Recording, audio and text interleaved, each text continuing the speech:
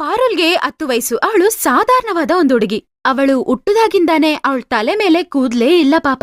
ಅದರಿಂದ ಸ್ವಂತದವರು, ಮನೆ ಪಕ್ಕದಲ್ಲಿರೋರು, ಫ್ರೆಂಡ್ಸ್ ಎಲ್ಲಾರು ಅವಳನ್ನ ಚುಡಾಯಿಸ್ತಾ ಇದ್ರು. ಅದರಿಂದ ಅವಳಿಗೆ ಪಾಪ ತುಂಬಾನೇ ಬೇಜಾರಾಗ್ತಿತ್ತು.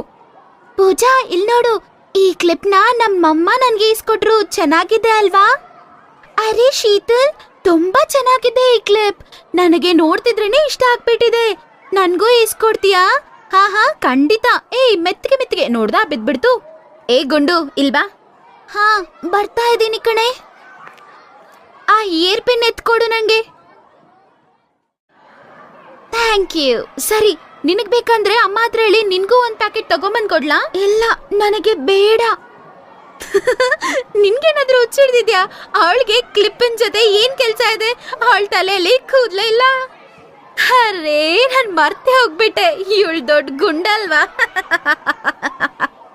ಅಷ್ಟರಲ್ಲಿ ಕ್ಲಾಸ್ ಟೀಚರ್ ಒಳಗಡೆ ಬರ್ತಾರೆ. ಮಕ್ಕಳು ಎಲ್ಲಾರು ನಿಂತ್ಕೋತಾರೆ. ಗುಡ್ ಮಾರ್ನಿಂಗ್ ಮಕ್ಕಳೇ, ನಿಮ್ಮೆಲ್ಲಾರ್ಗೂ ಒಂದು good news.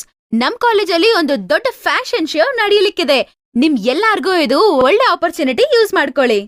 Wow, fashion show! ನಾನೇ ಎಲ್ಲಾರ್ಗಿಂತೂ ಸುಂದರವಾಗಿರ್ತೀನಿ ನೋಡು. ಓಹೋ ಶೀತಲ್, ಯಾಕಮ್ಮ? ನಾವು ಕೂಡ ಸುಂದರವಾಗಿ ಇರ್ತೀವಿ, ಆಯ್ತಾ? ಯಾವಾಗ ನೋಡಿ ನಿನ್ ಬಗ್ಗೆ ಮಾತ್ರ ಯೋಚನೆ ಮಾಡೋದು, ಇದು ಸರಿ ಇಲ್ಲ ಕಣೆ. ಹಂಗಲ್ಲ ಕಣೆ, ನಾನೇನ್ ಹೇಳ್ದೆ ಅಂದ್ರೆ ನೀವೆಲ್ಲಾರು ಸುಂದರವಾಗಿ ಇರ್ತೀರಾ. ನಾನೇನ್ ಹೇಳ್ತಿದ್ದೀನಂದ್ರೆ ನಾನೊಂದು ರಿಚ್ ಫ್ಯಾಮಿಲಿಯಿಂದ ಬರ್ತಿದ್ದೀನಿ. ನನ್ನಪ್ಪ ಅಮ್ಮ ಎಷ್ಟು ಕಾಸ್ಟ್ಲಿ ಡ್ರೆಸ್ ಬೇಕಾದ್ರೂ ಇಸ್ಕೊಡ್ತಾರೆ. ನಿಮ್ಮಪ್ಪ ಅಮ್ಮ ಕೆಲ್ಸಕ್ ಹೋಗ್ತಿದಾರಲ್ವಾ, ಅವ್ರ ಕೈಲಿ ಪಾಪ ಅಷ್ಟು ಅಫೋರ್ಡ್ ಮಾಡಕ್ ಆಗೋದಿಲ್ಲ ಅಲ್ವಾ? ಅದು ಅಲ್ದೆ ನನ್ ಕೂದಲು ನೋಡು ಎಷ್ಟು ಸುಂದರವಾಗಿದೆ ಅಂತ. ಬ್ಯೂಟಿ ಪಾರ್ಲರ್ಗೆ ಹೋಗಿ ನನ್ ಕೂದಲನ್ನ ನನ್ಗೆ ಹೆಂಗ್ ಬೇಕೋ ಹಂಗ್ ನಾನ್ ಸೆಟ್ ಮಾಡ್ಕೋಬಹುದು. ಆದ್ರೆ ನಿಮ್ ಕೂದಲು ನೋಡು, ಆ ಗುಂಡು ತರ. ನಿಮ್ಗೂ ಸ್ವಲ್ಪ ಸ್ವಲ್ಪ ಕೂದಲು ಇದೆ ಅಷ್ಟೇ. ಶೀತಲ್ ಮಾತುಗಳನ್ನ ಕೇಳಿ ಅವಳಿಗೆ ತುಂಬಾ ಕೋಪ ಬರುತ್ತೆ.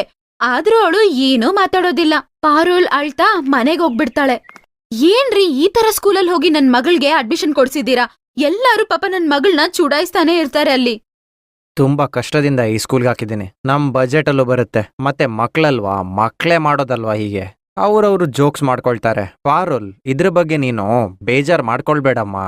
ಹೀಗೇನೆ ಎಲ್ಲಾದ್ರ ಬಗ್ಗೆ ನಾವು ಬೇಜಾರಾಗ್ತಾನೇ ಇದ್ರೆ ಜೀವನ ಮಾಡೋದೇ ಕಷ್ಟ ಆಗೋಗುತ್ತಮ್ಮ. ಮಾರನೇ ದಿನ ಪಾರುಲ್